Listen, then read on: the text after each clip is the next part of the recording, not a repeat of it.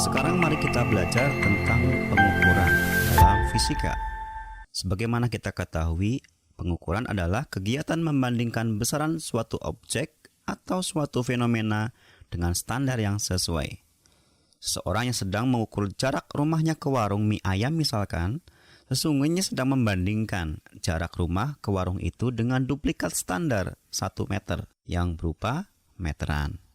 Mengukur jarak rumah ke warung sesungguhnya adalah kegiatan mencari jawaban untuk pertanyaan, berapa kali 1 meterkah jarak antara rumah ke warung terdekat itu?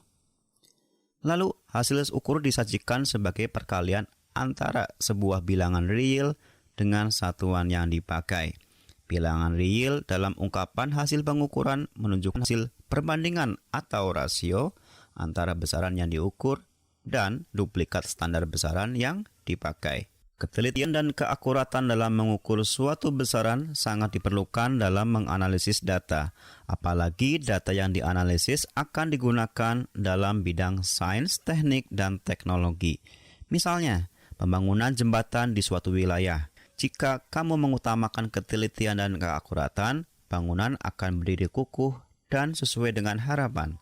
Namun, jika kamu mengabaikan ketelitian dan keakuratan tersebut, maka akan mengakibatkan kecelakaan yang fatal. Ada faktor yang lebih penting selain ketidaktelitian dan ketidakakuratan yang mengakibatkan kecelakaan fatal, yaitu human error. Human error ini berasal dari kesalahan seseorang dan ini harus dihindari. Baik, kita sekarang ke ketidakpastian atau kesalahan dalam pengukuran. Misalkan kamu melakukan kegiatan mengukur lebar kertas berbentuk persegi panjang yang ukurannya sembarang. Coba deh ukurlah lebar kertas yang kamu ambil itu dengan menggunakan penggaris yang memuat milimeter. Lalu catat hasilnya. Lalu minta 3 orang teman kamu untuk mengukur kertas yang sama dengan alat yang sama pula. Lalu bandingkan hasilnya. Apakah hasil yang kamu peroleh sama? Ada kemungkinan berbeda-beda hasilnya. Misal kamu melakukan pengukuran baik sehingga kamu dapat menyebutkan hasil lebar kertasnya 20 cm.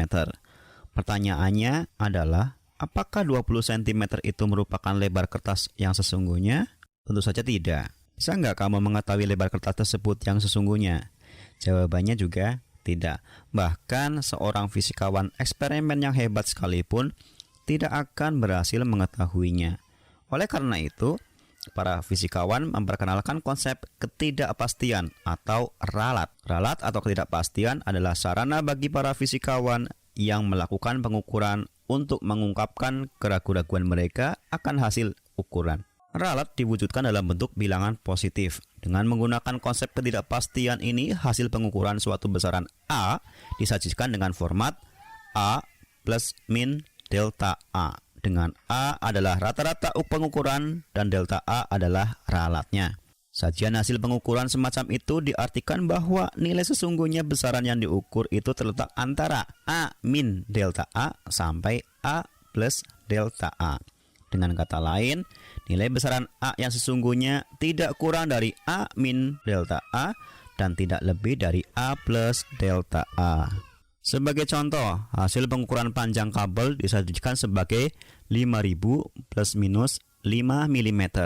Artinya, menurut orang yang melakukan pengukuran, panjang kabel sesungguhnya berada di antara 4995 mm dan 5005 mm. Jadi, semakin besar alat yang dituliskan, semakin besar juga keraguan orang yang melakukan pengukuran terhadap hasil pengukurannya sendiri. Demikian sebaliknya, semakin kecil ralat yang dituliskan, maka yakinlah orang yang melakukan pengukuran terhadap hasil pengukurannya. Kemampuan melakukan estimasi atau perkiraan ralat merupakan salah satu ukuran kehebatan seorang eksperimentator, yaitu orang yang melakukan eksperimen. Besar kecilnya ralat dapat pula dipahami sebagai kepastian atau presisi pengukuran.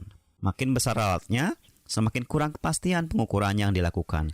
Sebaliknya, semakin kecil ralatnya, semakin pasti pengukurannya. Besar kecilnya ralat bergantung pada beberapa faktor, antara lain kualitas alatnya, kemudian kemampuan orang yang melakukan pengukuran, dan jumlah pengukuran yang telah dilakukannya. Untuk mengukur ketebalan buku misalnya ya, pemakaian jangka sorong akan memberikan hasil yang lebih pasti daripada pemakaian penggaris biasa.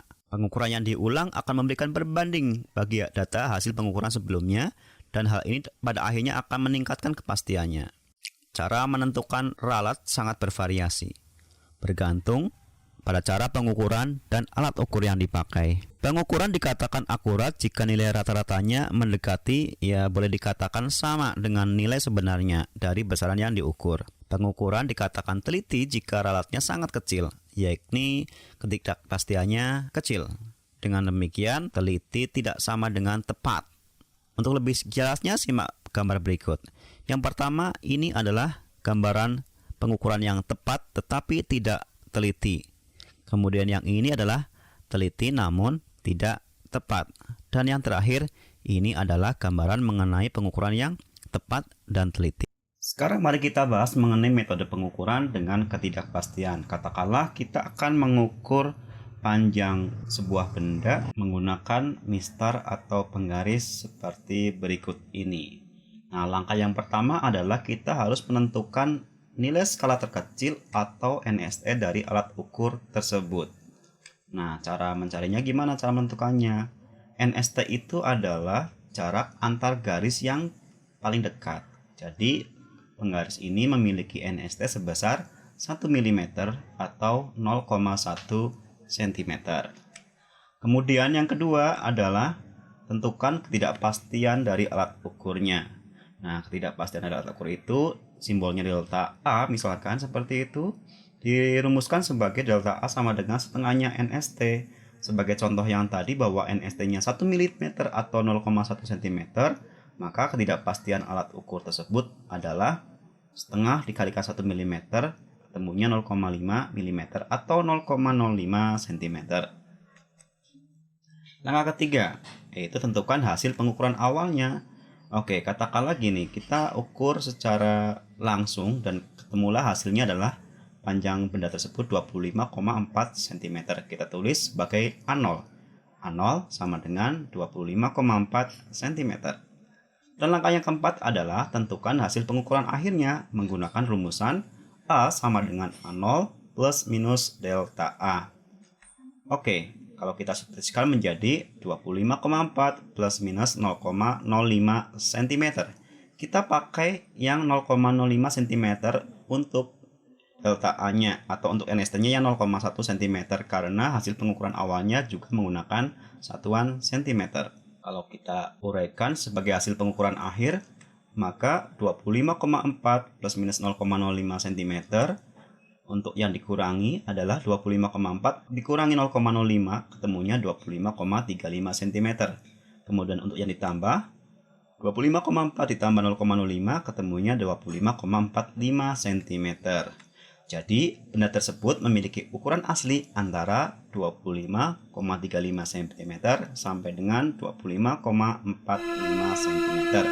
Meskipun menurut kita panjangnya adalah 25,4 cm.